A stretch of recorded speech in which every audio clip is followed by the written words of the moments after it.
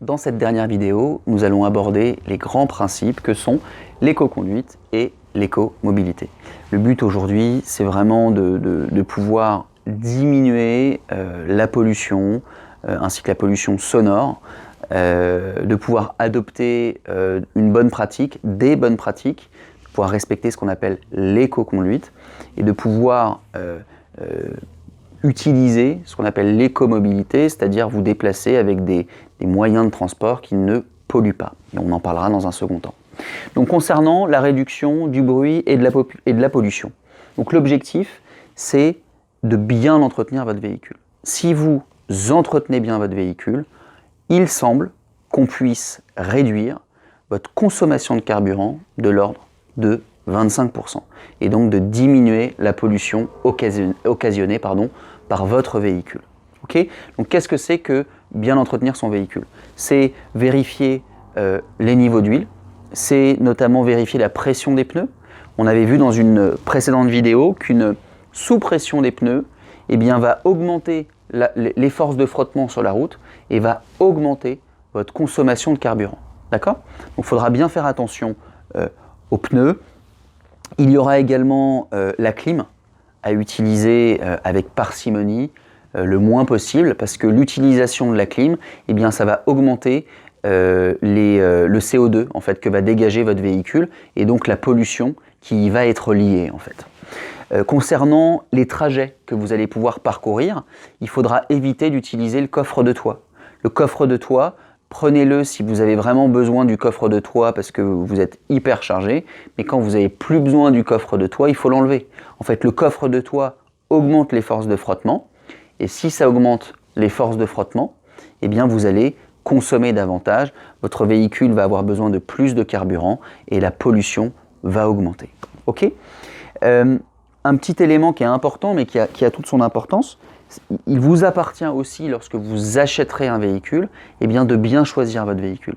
Vous avez des vignettes énergie affectées à chaque véhicule. Ces vignettes critères, elles vont de 1 à 5 et elles précisent si votre véhicule il pollue beaucoup ou il pollue pas beaucoup, quoi. Okay ? D'ailleurs, vous avez dû voir récemment, il y a des villes en France où il y a ce qu'on appelle des circulations alternées et où on privilégiera, en temps de pollution, on privilégiera les véhicules qui consomment le moins et qui auront les vignettes critères les mieux notées.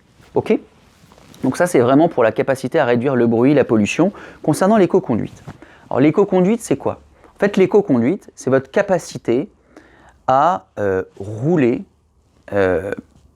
en privilégiant l'environnement. C'est-à-dire, en gros, polluer le moins possible. Comment vous allez pouvoir faire ça? Vous allez pouvoir faire ça tout d'abord en conduisant souplement.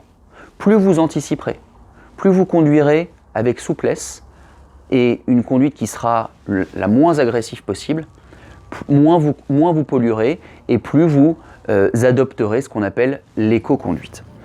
La vitesse, optez pour une vitesse stable, sans variation importante.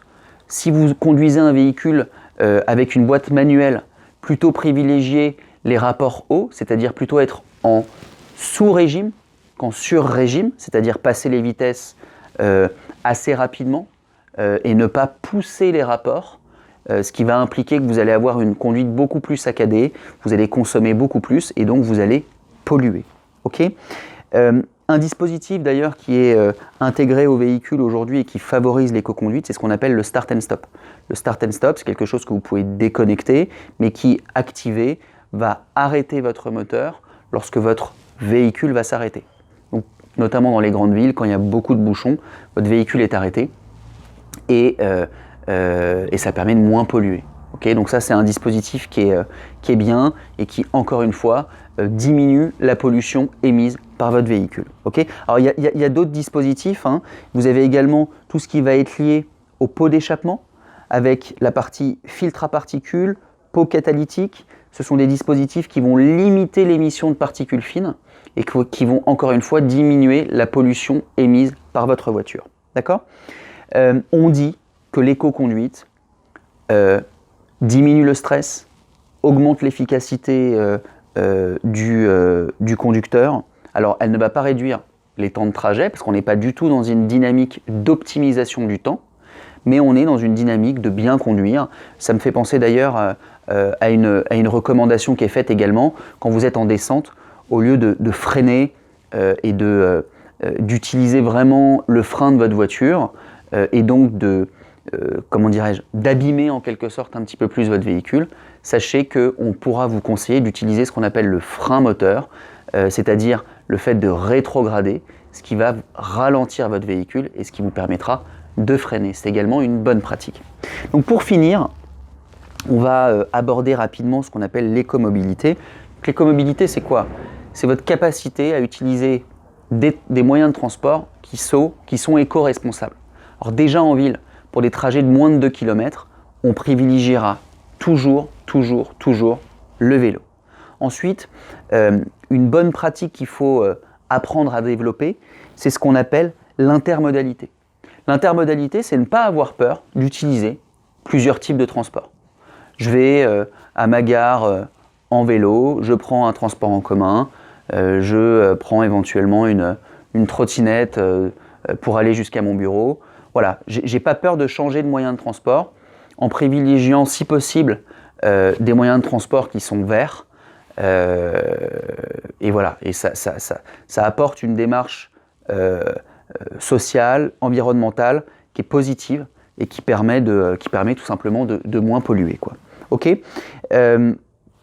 Évidemment, on privilégiera les transports en commun qui ne polluent pas autant que les voitures et qui permettent de désengorger aussi les centres-villes de toutes les voitures. Ok, donc lisez ça attentivement, n'hésitez pas à aller capter plus d'informations si besoin, parce que c'est un sujet qui est vraiment vaste, mais si vous voulez retenir une chose, c'est que vraiment l'objectif, c'est on entretient bien sa voiture, on évite de trop polluer, on réduit les forces de frottement, on conduit sans stress, on anticipe, on veille à ce que notre voiture soit bien notée au niveau de l'étiquette énergie, et tous ces éléments feront que, à votre niveau en tout cas, vous polluerez moins et que ce sera efficace.